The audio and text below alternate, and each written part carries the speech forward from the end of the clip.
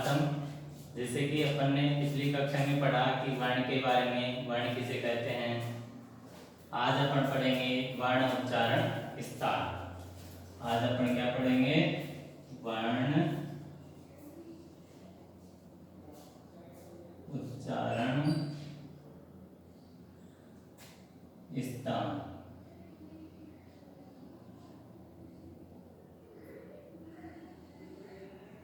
आज अपन पढ़ेंगे वर्ण उच्चारण विस्तार। तो सबसे पहले लेते हैं अपन स्पर्श व्यंजन।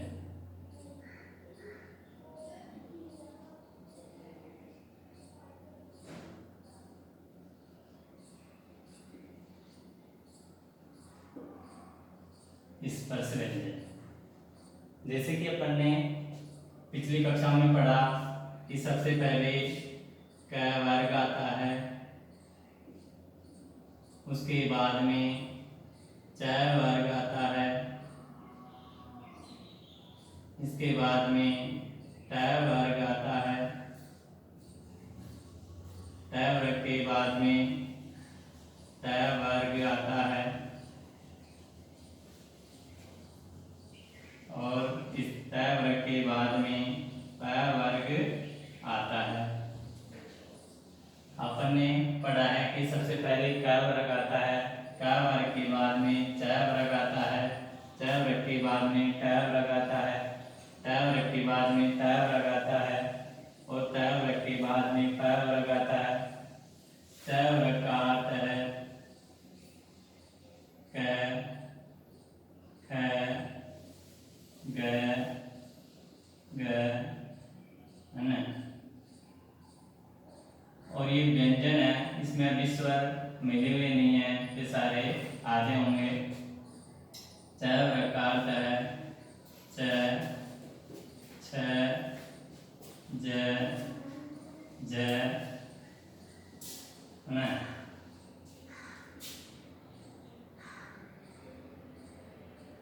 ट वर्ग में आते हैं ट, ठ,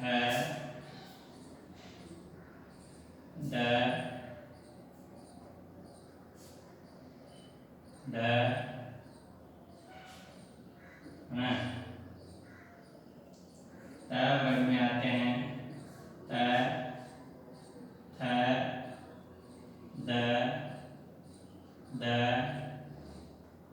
न। प वर्ग में आते हैं प, फ, ब, प, म। जैसे कि अपन ने लिखा क वर्ग में क, ख, ग, घ, न। च वर्ग में च, छ, ज, ज, न। ट वर्ग के बाद ट में ट, ठ, ड, ढ, न। त वर्ग में त, थ, द, ध, न। प वर्ग में प, फ, ब, भ, म।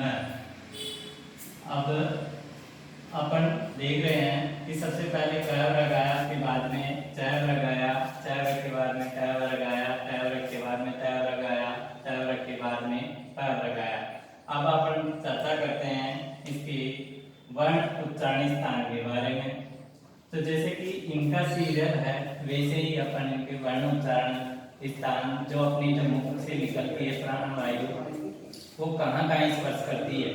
तो देखो, सबसे पहले जो प्राण वायु है वो कंठ में स्पर्श करती है।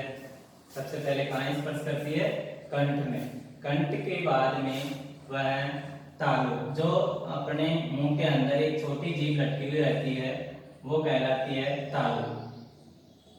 उसके बाद में तालु से स्पर्श करने के बाद में मूर्धा। मूर्धा का अर्थ है जो जीभ के जस्ट ऊपर जो एक कटोरे नुमा है खड्डा जो दिखाई देता है, उसे कहते हैं मूर्धा। मूर्धा के बाद में आता है दंत। जो प्राणवायु मूर्धा के बाद में स्पर्श होती है तो कहाँ होती है? दंत से, यानी कि दांतों से स्पर्श होकर निकलती है और दांत के बाद में होठों को स्पर्श करती हुई बाहर निकल जाती है। तो जो वर्ण जिनकी वायु जहाँ स्पर्श करती है उसको उसी का वर्ण स्थान कहा जाता है। तो अपन इसको याद रखने की दृष्टि से कैसे याद रखेंगे? जैसे कि इन्हीं का सीरियल है, ऐसे ही अपन जो अपने मुंह का जो उच्चारण स्थान है उसके जो स्पर्श स्थान है उसको भी वैसे ही याद रखेंगे। जैसे कि मैंने अभी बताया कि सबसे पहले जो प्राणवायु है वो स्पर्श करती है कंठ।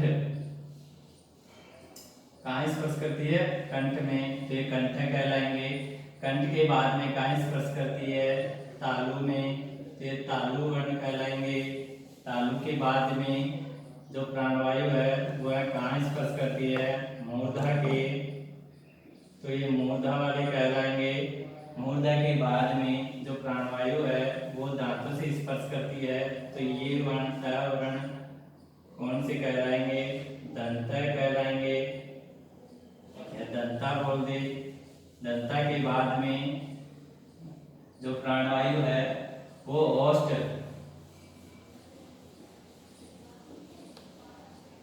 कहाँ स्पर्श करती है? ओष्ठ के।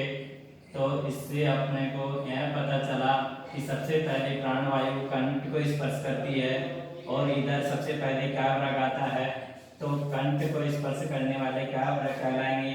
तो अपन से अपने से जैसे कि एग्जामिनर पूछे कि क का उच्चारण स्थान कौन सा है, तो कंठ है। ख का उच्चारण स्थान कौन सा है? कंठ। ग का उच्चारण स्थान कौन सा है? कंठ। घ का उच्चारण स्थान कौन सा है? कंठ। ण का उच्चारण स्थान कौन सा है? कंठ। उसी प्रकार कंठ के बाद में तालु आते हैं और चार वर्ग के बाद में चार वर्ग आता है।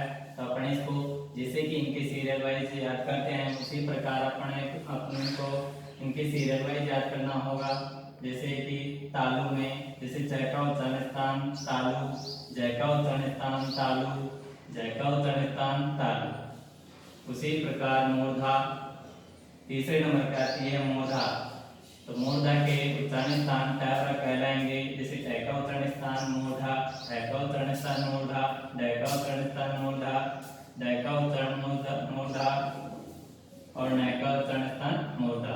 इसके बाद में आता है दंता, यानी कि दंत, दांतों से स्पर्श। जैसे कि दंत, ट का उच्चारण स्थान दंत। अपन जैसे इनको बोल के भी देखेंगे तो अपने को पता लगेगा ट को बोलने पर जो वायु है वो दांतों के स्पर्श करने पर ही बोले जाएंगे। ये वर्ण इस प्रकार बने हुए हैं, जैसे कि मान लो ये ओष्ठ है, ओष्ठ में आता है प वर्ग, प का उच्चारण स्थान ओष्ठ, प का उच्चारण स्थान ओष्ठ। जैसे कि अपन प को बोलेंगे तो अपने ओठ मिलते हुए दिखाई देंगे। जब तक ओठ नहीं मिलेंगे प वर्ण नहीं बोल सकते। और जिस ट वर्ग बोलते समय अपनी जो टंग जीभ है वो दांतों की स्पर्श करेगी तभी दंत वर्ण बोले जाएंगे, इनकी ट वर्ग बोला जाएगा। और ट वर्ग जब तक जीभ ऊपर ना टच हो तब तक ट वर्ग नहीं बोले जा सकते। अगर जीभ ऊपर मूर्धा के टच हो रही है तो वह मूर्धन्य वर्ण कहलाएंगे। तो इस प्रकार ट ठ ड ड न ये मूर्धन्य वर्ण कहलाएंगे। तालव्य भी वही है, जब तक जो अपने जो छोटी जीभ लटकी हुई रहती है कंठ से जस्ट ऊपर, वो जब तक नहीं लेगी, जब तक उसके टंकार नहीं लगेगी तब तक च वर्ग नहीं बोले जाएंगे।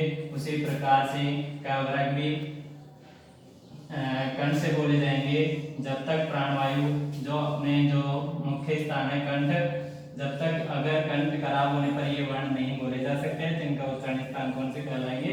कंठ का मतलब कंठ है, तालु का मतलब तालव है, मूर्धा का मतलब मूर्धन्य, दंत का मतलब दंत है, ओष्ठ का मतलब ओष्ठ है। तो इस प्रकार अपन ने वर्ण उच्चारण स्थान में स्पर्श वर्णों के बारे में पढ़ा।